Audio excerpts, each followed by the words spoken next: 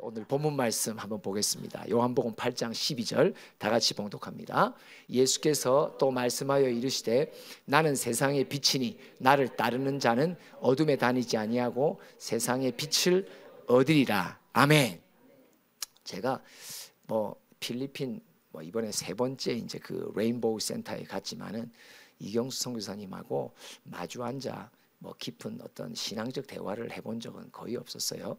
그런데 이번에는 기회가 돼서 어떻게 그 레인보우 센터 안에 식당 건물 위에 카페를 하나 열었는데 이게 운전해주는 그 간사님의 아들 아이가 25살인데 그 친구가 이제 2년 동안 밖에 나가서 이렇게 발리스타 공부를 하고 그리고는 훈련 받고 이제 오픈을 했다 그래서 한번 커피 마시러 가보자. 그래서 이제 갔는데 거기서부터 이제 아주 좋은 신앙의 대화를 이제 나누게 되었어요. 그래서 사무실까지 가서 또 거기서 또 자료도 보여주시고 막 신이 나셔갖고 얼마나 피곤해서 막 눈꺼풀이 떨어지시는데 그렇게 한번 하시고 나니까 오히려 눈꺼풀이 위로 더 붙어갖고 이게 아주 그냥 막 강건하시게 되셨어요. 그게 사람이 참 신기하더라고요. 받은 은혜를 들어주는 것만 해도 이게 자기가 받은 은혜를 막 이렇게 간증을 하는 게 막 영적으로 막 이게 육신적으로 막 되살아나서 아주 그냥 좋은 또 경험을 했어요. 그런데 그 대화 속에 제가 그냥 한 가지 깨달은 게 오늘 이 말씀이에요. 한 번 더 봉독할까요? 시작.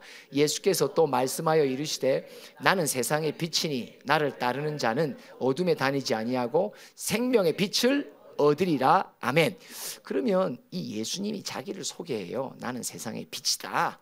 그러면서 뭐라고 말해요? 나를 따르는 자는 어둠에 다니지 않는다. 그럼 8장 속의 어둠은 무엇일까요? 이게 한번 볼까요? 4절만 한번 봅시다. 8장 4절 한번 읽어봅시다. 시작. 예수께 말하되 선생이여 이 여자가 간음하다가 현장에서 잡혔나이다. 서로에게 인사합니다. 딱 걸렸습니다. 그죠? 우리도 가끔 이렇게 딱 걸릴 때가 있거든요. 그런데 한 여인이 잡혀와요. 왜? 간음했어요. 그래서 잡혀옵니다. 그러니까 어둠이 뭘까? 첫 번째 이야기 속에서 간음죄예요. 간음죄가 뭐예요? 야고보서 4장 4절이 간음죄예요. 읽어봅시다. 시작. 간음한 여인들아 세상과 벗된 것이 하나님과 원수됨을 알지 못하느냐. 그런즉 누구든지 세상과 벗이 되고자 하는 자는 스스로 하나님과 원수되는 것이니라. 우리는 간음하다 이러면 간음한다 하면 무슨 육신으로 죄를 짓고 있는 어떤 이런 것들을 뜻하지만 오늘 우리에게 주시는 교훈은 뭐냐? 우리 보고 뭐라고 말해? 이 간음한 여인들아. 왜? 너희는 아직도 세상과 친구된 게 남아있다는 거예요. 그럼 우리도 요한복음 8장에 간음하다 잡혀온 여인과 별 다른 게 없는 죄인들이에요. 왜요? 우리 안에 아직도 세상을 친구 삼은 게 있어요, 없어요? 있어요. 일어나자마자 뭐가 궁금해요? 어떤 문자가 왔을까? 카톡이 왔을까? 일어나자마자 제일 먼저 보는 게 뭐예요? 휴대폰 들어요. 이 간음한 증거예요. 그죠? 맞습니다. 간음한 증거가 딴 게 아니에요. 제일 먼저 휴대폰을 들어요. 예. 지난번에 언제 한번 몇 년 전에 목회자들 세미나와 함께 부흥회를 갔는데 일어나는 목사들마다 전부 제일 먼저 드는 게 뭐냐? 휴대폰 들더라고요. 간음한 목사들. 그죠? 우리가 간음한 목사들이에요. 맞죠? 제일 먼저 하나님이 새벽에 깨우셔서 제일 먼저 하는 게 휴대폰 체크예요. 간음한 증거예요. 그리고 조금만 시간이 나면 또 휴대폰 들죠. 또 유튜브 보죠. 무슨 또 뉴스 보죠. 하여튼 시간만 나면 우리는 계속 뭔가를 이렇게 세상을 향해 귀를 기울여요. 간음한 여인이에요. 세상과 친구 됐어요. 그러니까 세상이 내 친구라는 거예요.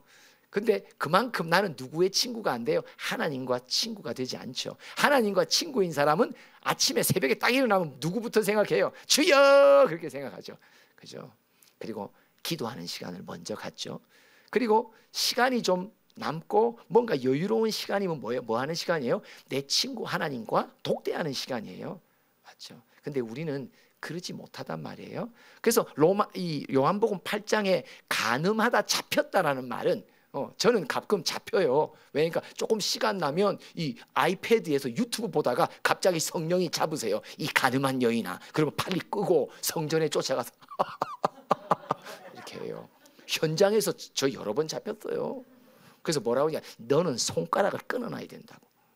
근데 하나만 끊어놓으면 안 돼. 왜? 요걸로도 하니까. 아유 죄송합니다. 요걸로도 하고 요걸로도 하고 5손가락. 근데 왼쪽에도 손가락이 붙어 있더라고. 근데 발가락도 붙어 있더라고. 그러니까 몇 개를 끊어내야 되냐? 20개를 끊어내야 돼. 그렇죠. 근데 또 이거 다 없어지면 또 뭘로 한다? 헤딩으로 한다. 그렇죠. 우리는요, 세상 친구됨의 증거가 아주 하루에 내 생활을 성찰해 보면, 아, 내가 세상을 벗삼아 사는구나. 부인할 수 없어요. 이게 어둠 속에 있습니다. 근데 이 이야기 속에는 또 어둠 속에 있는 또 다른 편의 사람들이 나타나요. 5절과 5절을 봅시다. 먼저 시작. 모세는 율법에 이러한 여자를 돌로 치라 명하였거니와 선생은 어떻게 말하겠나이까. 그러면서 7절부터 한번 볼까요? 시작. 그들이 묻기를 마지 아니하는지라 이에 일어나 이르시되 너희 중에 죄 없는 자가 먼저 돌로 치라 하시고, 그러니까 가늠한 여인을 딱 잡아놨어요. 그리고는 이제 예수님께 물어봐요. 원래 율법에는 이런 죄는 돌로 쳐서 죽이라고 했습니다. 예수님 어떻게 하면 좋습니까? 이렇게 이제 말하는 거죠.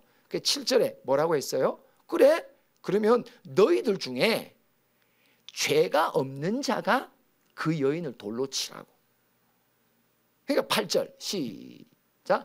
다시 몸을 굽혀 손가락으로 땅에 쓰시니, 계속 그들이 이 말씀을 듣고 양심 가책을 느껴 어른으로 시작하여 젊은이까지 하나씩 하나씩 나가고 오직 예수와 그 가운데 섰는 여자만 남았더라. 계속 예수께서 일어나사 여자 외에 아무도 없는 것을 보시고 이르시되 여자여, 너를 고발하던 이들이 어디 있느냐? 너를 정죄한 자가 없느냐? 여기에 중요한 단어가 뭐예요? 예수님의 입에서 나온 단어, 정죄라는 단어입니다. 이 이야기 속에 또 다른 한편의 어둠에 잡힌 등장인물들이 나와요. 한 등장인물은 뭐예요? 세상과 벗이 되어 항상 세상과 친하게 지내는 간음하는 신앙인. 또 다른 한편은 그런 간음하는 신앙인이 발견될 때마다 뭐한다? 그들을 정죄하는 자. 이게 다 어둠 속에 있는 자들입니다. 로마서 8장 33절과 34절을 한번 읽어봅시다. 시작. 누가 능히 하나님께서 택하신 자들을 고발하리요? 의롭다 하신 이는 하나님이시니. 계속 누가 정죄하리요? 죽으실 뿐 아니라 다사 살아나신 이는 그리스도 예수시니 그는 하나님 우편에 계신 자요 우리를 위하여 간구하시는 자신이라. 참 중요한 건 뭐냐면 예수의 죽으심이 왜 있습니까?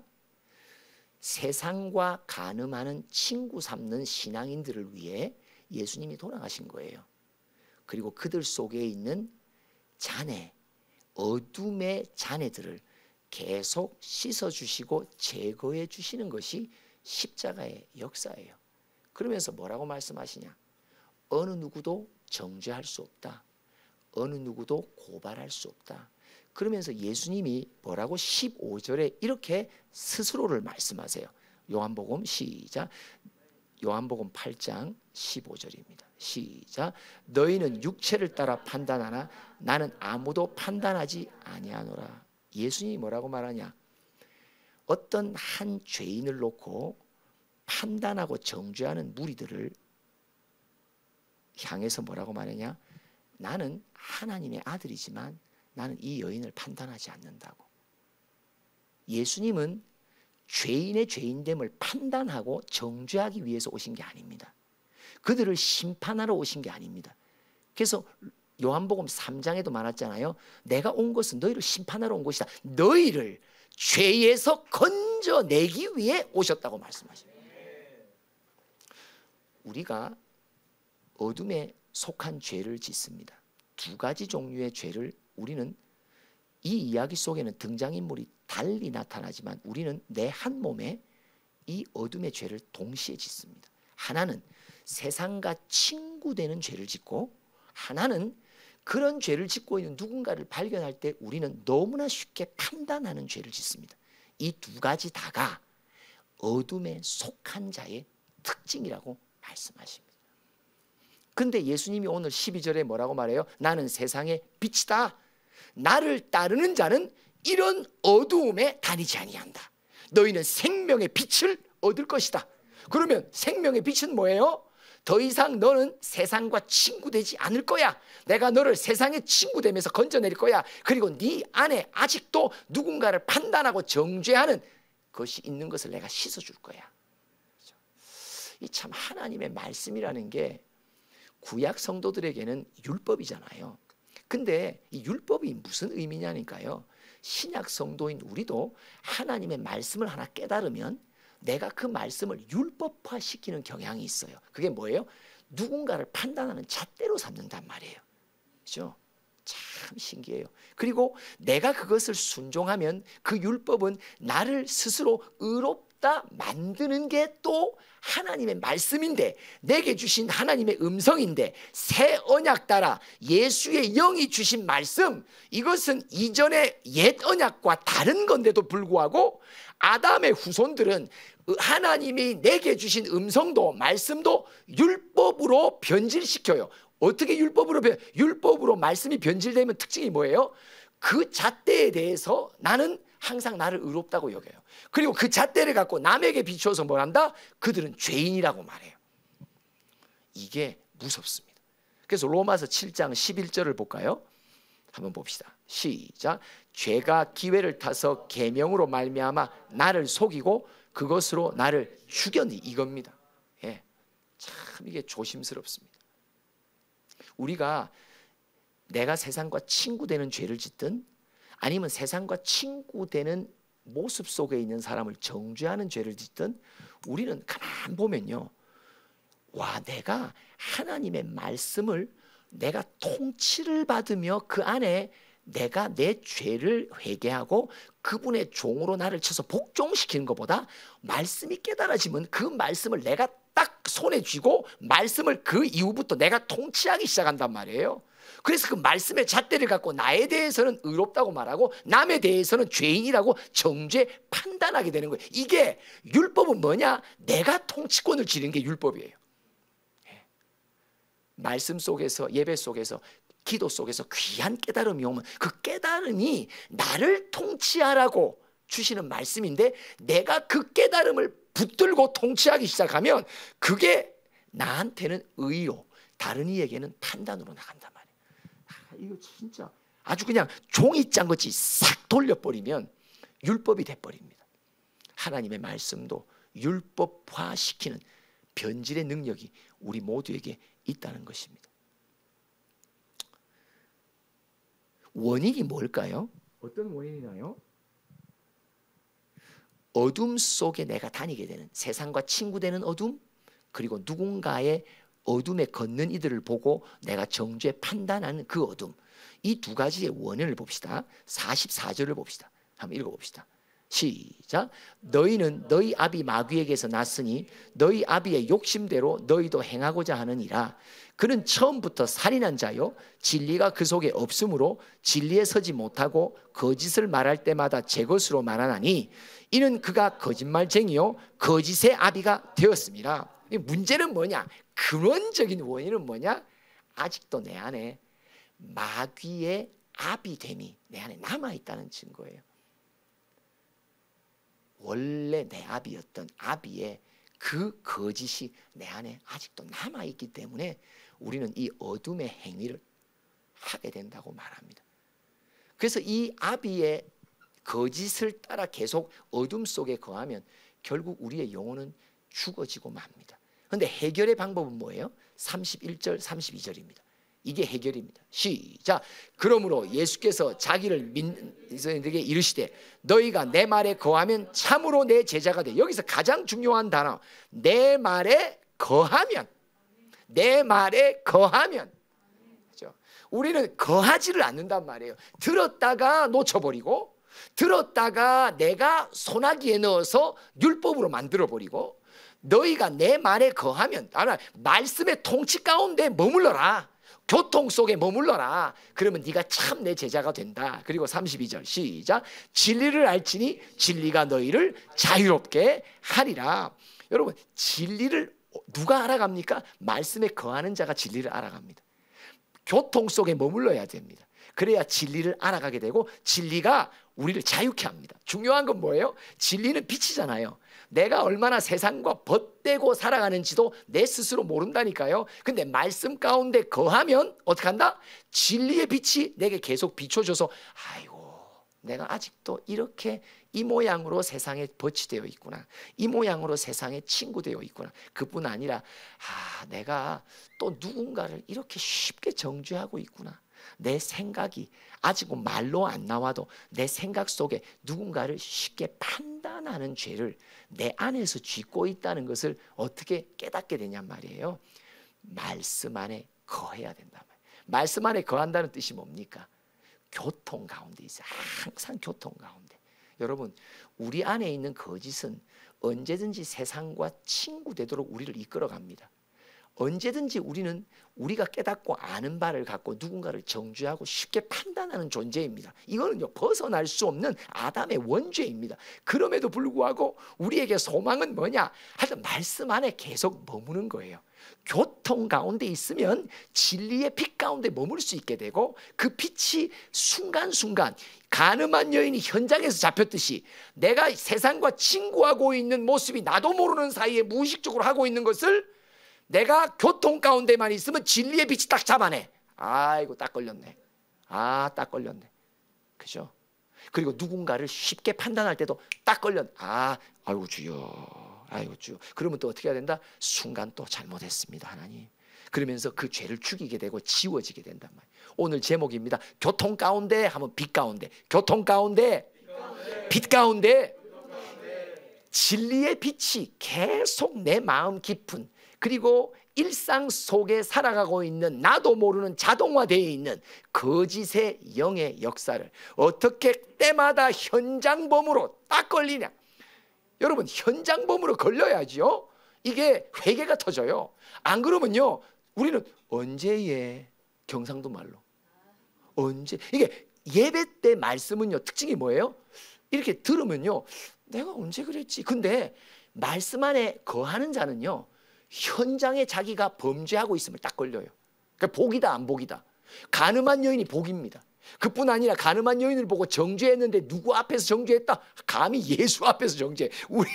우리는 정죄도 판단도 우리 예수 앞에서 해. 우리는 친구와 벌삼는 것도 예수님 앞에서 해. 그러니까 예수님이 나를 보고 야, 조심해. 이러면 아이고, 현장에서 딱 걸렸습니다, 주님. 제가 선교사님과 대화 속에 딱 걸리는 것을 발견했어요. 그도 걸렸고 나도 걸렸고. 중요한 건 뭐냐? 하나님을 안다는 것이 참 위험하다는 사실입니다. 성경을 알아가고 주의 말씀을 깊이 깨달아 알아가는 것 또한 요 거짓이, 왜? 내 안에 거짓의 마귀가 항상 도사려서 뭔가를 깊이 남이 깨닫지 못한 걸만 하나 딱 깨달으면 그 깨달음을 갖고 누군가를 쉽게 판단하게 된다는 거예요. 진짜. 그래서 고린도후서 12장에 사도 바울이 내가 깊은 비밀을 깨닫게 되면서 주님이 내게 보완 장치를 주신 게 뭐예요? 질병을 주셨다는 거예요. 질병을 주셨다는 거예요. 이 질병이 뭡니까? 항상 교만하고 자만하지 못하도록 계속 하나님의 통치 속에 딱 묶어놓은 거예요. 그렇죠?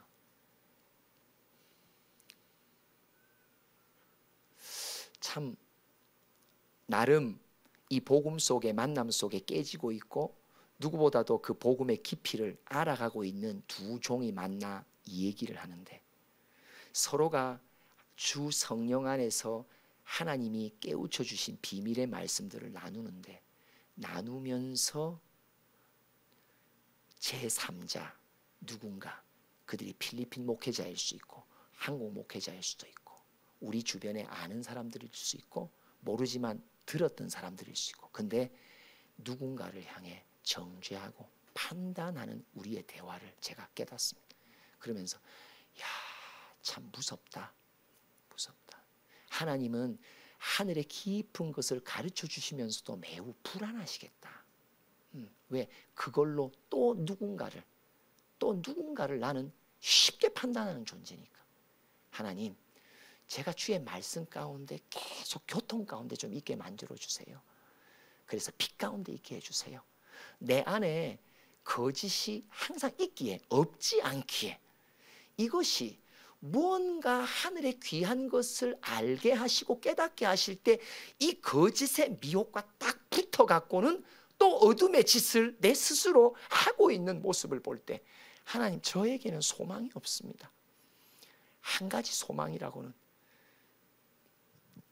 그 시편 51편 11절 말씀 같이 한번 읽어볼까요? 예, 시작. 나를 주 앞에서 쫓아내지 마시며 주의 성령을 내게서 거두지 마소서. 성령을 거두지 마소서라는 게 무슨 조지야? 교통 가운데 항상 머물 수 있게 해주세요. 교통 가운데만 있게 해주세요. 교통 가운데만, 교통 가운데 머물러야 빛 가운데 머물러 수 있기 때문에, 빛 가운데 머물러야 내가 참 어리석게도 어처구니 없게도 내 생각이 거짓의 미혹에 의해서 싹 돌아갈 때도 야, 요거 돌아가면 요렇게 돌리려다가 원위치, 돌아가려다가 원위치. 그렇죠? 우리 내면 속에서 얼마나 치열한 싸움이 있습니까? 근데 내 스스로 이길 수 없다. 이거는 교통 가운데 머물지 않으면 빛 가운데 머물지 않는다. 빛 가운데 머물러야 어둠에 다니지 않는다. 어처구니 없는 어둠의 걸음. 야, 어떻게 이렇게 목회자 두 사람의 대화 속에서도 또 어둠의 대화, 어둠을 걷는 또 이 걸음이 또 순식간에 올라올까? 아, 진짜 이거는 말로 다 할 수 없습니다. 51절 마지막으로 한번 보겠습니다. 51절, 8장 51절 시작. 진실로 진실로 너에게 이르노니 사람이 내 말을 지키면 영원히 죽음을 보지 아니하리라. 이거 누구에게 하시는 말씀이에요? 가늠하는 여인, 그리고 가늠하는 여인을 정죄했던 무리들 동일하게 말하는 거예요. 너희 내 말을 지켜. 다른 말, 빛 가운데 머물러 빛이 너희의 어둠을 밝혀줄 거야. 그러면 그 어둠을 인정해. 책망이니까. 그리고 그것을 네가 잘못했다고 네가 하고 말씀 따라만 살으라고, 빛 가운데만 걸으라고. 그러면 너희는 영원히 죽지 않는다고. 우리가 어둠 속에 있는 현장을 오늘 가늠한 여인의 현장 속에서 배웁니다. 우리는 아직도 세상을 친구 삼고 있는 모습들이 우리 안에 있어요. 또 친구 삼고 있는 모습을 누군가가 보일 때 그들을 향해 너무나 쉽게 정죄하고 판단하는 죄악을 우리는 저지릅니다. 하나님이 말씀하십니다. 내 말 가운데 거하라고. 내 말 안에 거하라고. 오늘 제목이다. 교통 가운데 빛 가운데 삼창합니다. 시작. 교통 가운데 빛 가운데, 교통 가운데 빛 가운데, 교통 가운데 빛 가운데. 새롭게 주시는 한 주간 동안에도 하나님, 내가 성령 안에 교통 가운데 항상 있게 하셔서 진리의 빛 가운데 머물러 내 안에 아직도 거짓이 나를 어둠으로 끌고 갈 때 절대 어둠에 다니지 않는 자, 생명의 빛을 가진 자, 빛 가운데 자유함을 얻는 자, 우리 모두 승리하는 우리들이 되기를 소원합니다. 기도합시다. 하나님 아버지, 감사합니다. 아직도 내 안에 어둠이 있습니다. 그리고 그 어둠을 항상 미끼로 던지는 거짓의 마귀의 본성이 내 안에 아직도 깔려 있습니다. 너무나 쉽게 넘어갑니다. 우리를 불쌍히 여겨주소서. 긍휼히 여겨주소서. 항상 성령이여 떠나지 마시고 우리 가운데 머물러 주시고 우리의 영혼이 생각이 깨어 있을 수 있도록 도우셔서 교통 가운데 빛 가운데 살아 생명의 빛 가운데 살아가는 우리 모두가 되도록 축복하여 주시옵소서. 예수님의 이름으로 기도합니다. 아멘. 지금은 우리 주 예수 그리스도의 크신 은혜와 하나님 아버지의 한량없으신 사랑과 성령의 교통하심이 교통 가운데 머물고 빛 가운데 머물러 어둠을 이기기로 결단하는 모든 푸른교회 지체들 머리 위에 이 땅에 방황하는 영혼들 가운데 지금부터 영원토록 함께 하시기를 축원하옵나이다. 아멘.